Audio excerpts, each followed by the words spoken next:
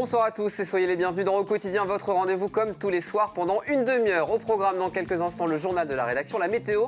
Et puis à 18h45 dans Au Quotidien, la suite, on parlera du retour sur scène d'une grande chanteuse sur la scène du Palais des Congrès du Mans en novembre prochain. Et puis avec Anne-Sophie Tuard, nous entamerons un début d'année littéraire très drôle puisque nous parlerons d'un ouvrage intitulé Au cœur du caca, très original mais aussi très instructif. Vous le verrez, tout ça c'est à 18h45, mais pour démarrer évidemment, c'est le journal.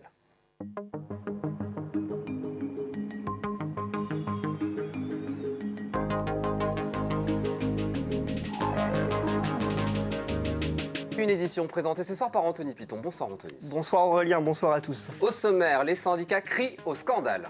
La délocalisation de l'entreprise TI Connectivity à Allonnes prend du retard. Conséquence, une partie des salariés licenciés ont été réembauchés en CDD. Le tremplin de la scène universitaire Ève au Mans est passé au digital avec ce week-end des tournages de sessions live des groupes d'artistes. Reportage dans cette édition. Et puis notre invitée, Catherine Sasso, la présidente de Mancea, l'association des commerçants du centre-ville du Mans. Avec elle, on parlera attractivité, digitalisation des commerces, mais aussi de l'ouverture des dimanches. Mais Anthony, on ouvre ce journal avec cette situation pour le moins rocambolesque pour l'entreprise TI Connectivity à Allonnes. Alors cette situation a fait suite au report de la délocalisation de l'entreprise en Pologne. Des salariés licenciés de leur CDI ont été réembauchés en CDD et le site sartois tourne toujours à plein régime. Reportage de Margot Bianco et Hélène Galliana. Sous l'abondance des commandes, TI Connectivity a dû revoir sa stratégie. Après une vague de licenciements, l'entreprise allonnaise doit faire appel à des prestataires extérieurs et a même dû réembaucher en CDD des salariés licenciés pour former les futurs travailleurs polonais. De toute façon, 50 ans d'ancienneté, d'expérience, de connaissances, ça ne se transférait pas en 6 mois. C'est pas possible, même avec toute la bonne volonté du monde. Et de toute façon, les gens, aujourd'hui, je dirais, ils viennent parce qu'il faut le faire, il faut manger. Et à une époque, les gens venaient parce qu'ils aimaient leur boulot. Aujourd'hui, ils viennent parce qu'il faut. Un combat suivi de près par la CGT de la Sarthe qui dénonce une situation scandaleuse et demande à l'État d'intervenir. Il y a urgence effectivement à ce que cette restructuration, cette délocalisation soit arrêtée et les pouvoirs publics ont justement la possibilité d'intervenir directement auprès de l'entreprise, auprès du groupe industriel pour stopper cette restructuration et maintenir l'activité sur site. Il y a encore une grosse charge de travail, il y a encore des compétences, des savoir-faire, de la technicité, des salariés, même s'il y en a qui ont été licenciés. Et donc, il est temps que le gouvernement, l'État, les pouvoirs publics mettent, leurs paroles, leurs actes en conformité avec leurs paroles, et bien qu'ils arrêtent cette délocalisation, qu'ils mettent la pression sur le groupe industriel pour que celle-ci soit stoppée et qu'on puisse maintenir tous les emplois. Le syndicat prévoit d'interpeller la préfecture dans les jours à venir. La délocalisation pourrait devenir effective à partir de juin 2021. Lumière à présent sur ce combat contre les déserts médicaux. L'association des citoyens contre les déserts médicaux a adressé un courrier au Premier ministre et au ministre de la Santé. Elle demande des mesures concrètes pour le rétablissement du droit à la santé pour tous. L'association envisage même d'intenter un recours devant le Conseil d'État pour violation de ce principe constitutionnel. Écoutez ce que disait Laure Artru, la représentante en Sarthe de l'association.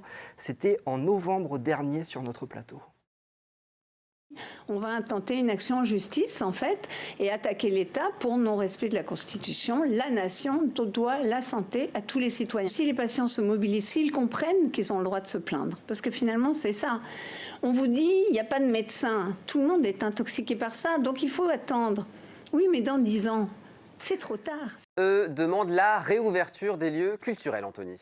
Une vingtaine d'acteurs de la culture en Sarthe appellent à la mobilisation ce samedi à 14h devant le cinéma Les Cinéastes au Mans, place des Comptes du Maine. Ils prévoient de se rassembler sous la forme d'une file d'attente devant le cinéma pour demander la réouverture des salles. Coulisses et les sièges. Avec l'invité de ce journal, Catherine Sasso, la présidente de Mancea, l'association des commerçants du centre-ville du Mans. Catherine Sasso, bienvenue. Merci d'avoir accepté notre invitation. À la fin du mois de novembre, les commerces dits non essentiels ont pu rouvrir. Est-ce que le mois de décembre a rattrapé en chiffre d'affaires les mois de fermeture? Non. Non, C'est clair, voilà. On a fait un mois de décembre, mais on n'a pas rattrapé la perte liée au mois de confinement. Est-ce que vous savez quelles conséquences concrètes vont avoir sur les commerces manceaux ces mois de confinement? Une perte de chiffre d'affaires, c'est une chose, mais c'est une perte aussi de revenus aussi. Les conséquences, on les verra, je pense, plus au niveau du prochain semestre. Voilà. Pour l'instant, on ne voit pas de conséquences. Enfin, on voit quelques fermetures de magasins. Mais pour l'instant, on est dans une totale incertitude. Donc, voilà, je peux pas prédire l'avenir. Je le vois pas forcément super positif. Mais voilà, on essaye de garder le moral. Il y a un nouvel outil qui s'est créé récemment, c'est un outil digital, ça s'appelle acheterauman.fr. Oui. Quel bilan vous tirez de ces premières semaines de ce site internet? Alors, cette plateforme, c'est une place de marché. C'était pour les commerçants non digitalisés. Cette plateforme a été mise en place d'une manière très rapide pour pouvoir subvenir aux besoins des commerçants qui avaient besoin d'être présents au niveau digital. Les résultats, on va dire, pour un mois d'activité, on a fait à peu près, Acheter au Mans a fait à peu près 12 000 € de vente, donc ce qui correspond quand même à un début, un prémisse d'utilisation de cette marketplace, en espérant qu'elle prenne son ampleur. Combien de commerçants aujourd'hui utilisent cette plateforme ? À peu près, dans les derniers chiffres, on était à 67 commerçants, me semble-t-il.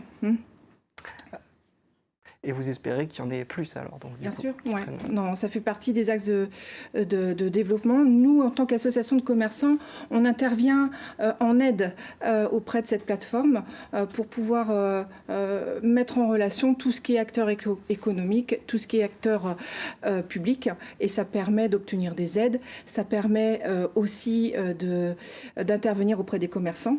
Et après, la plateforme a cet avantage-là, c'est que c'est une plateforme locale et qui va intervenir en aidant les commerçants. Pour ceux qui ne sont pas forcément en phase avec le digital, eh bien, il y a un accompagnement. Ils ne sont pas laissés seuls. L'un des combats que vous menez au sein de l'association Mancia, c'est un combat pour l'attractivité du centre-ville. Oui.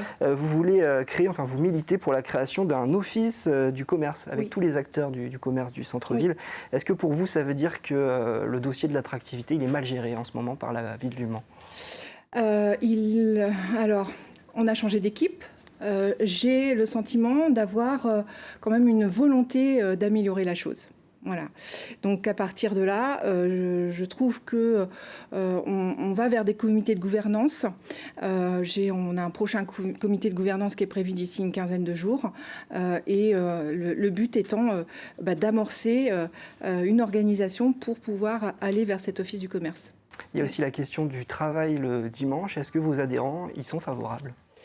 Mes adhérents, en fait, tout est assez mitigé parce que le travail du dimanche c'est un sujet complexe parce que déjà il est soumis aux autorisations préfectorales ou aux autorisations municipales.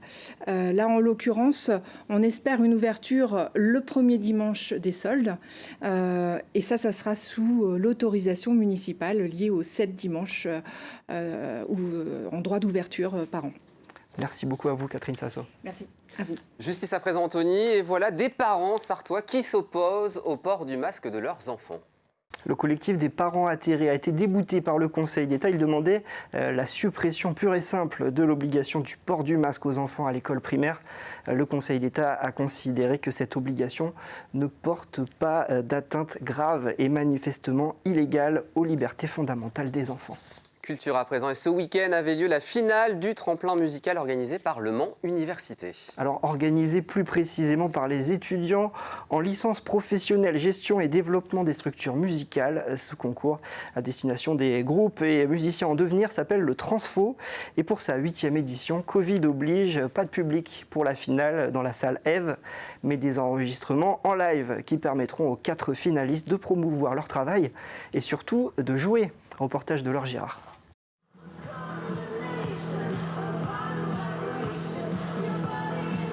Quelques minutes avant l'enregistrement du mini-concert à destination d'un jury de professionnels, le groupe Foams est en répétition. L'enjeu pour cette jeune formation venue de région parisienne, c'est bien de continuer à jouer et se faire connaître malgré la crise sanitaire.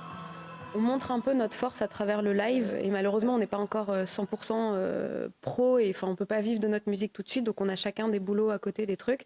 Donc quand on monte sur scène, pour nous c'est vraiment le moment où on se sent le mieux, donc c'est vrai que c'est vraiment important. Pour le moral aussi, le fait de pouvoir se remettre en tenue, le fait de devoir se maquiller, de se préparer, de faire nos balances, c'est hyper important pour nous parce qu'on a eu beaucoup de faux espoirs, je pense un peu comme tout le monde.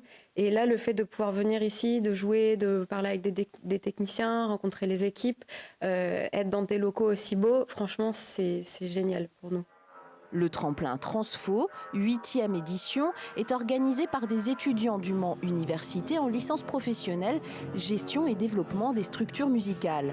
Ils ont sélectionné les 4 finalistes du concours parmi 80 candidats dans le Grand Ouest. C'est dire si l'exercice intéresse les groupes en devenir comme celui-ci. On leur fait une belle live session qui sera un beau moyen de communication. Et ensuite, le gagnant, du coup, qui sera élu par le jury, remportera un accompagnement professionnel de 3 mois. Donc pour l'accompagner dans sa carrière, ça dépendra en fonction du groupe ou de l'artiste qui gagne, en fonction de ses besoins. Ça peut être un travail scénique, ça peut être un travail des shootings photos, des clips. On verra vraiment en fonction de ce que le groupe veut. Les mini-concerts des 4 finalistes du Transfo seront disponibles sur les réseaux sociaux du Mans Université du 25 au 29 janvier, date à laquelle le vainqueur sera connu. Une dernière info, le département de la Sarthe à la rescousse des associations caritatives. Face à la hausse des demandes d'aide alimentaire auprès des associations solidaires, le département de la Sarthe a décidé d'allouer une aide exceptionnelle. Une mesure d'aide globale de 20 000 € a été décidée par la commission permanente du conseil départemental, dont 10 000 € sous forme de subvention pour l'achat de produits alimentaires locaux auprès des exploitants agricoles sartois. Merci beaucoup Anthony pour ce journal, une petite page de pub, la météo, et on se retrouve juste après, on parlera de ce bouquin Au cœur du caca, et oui très drôle avec Anne-Sophie Tuard, c'est juste après la pub, à tout de suite.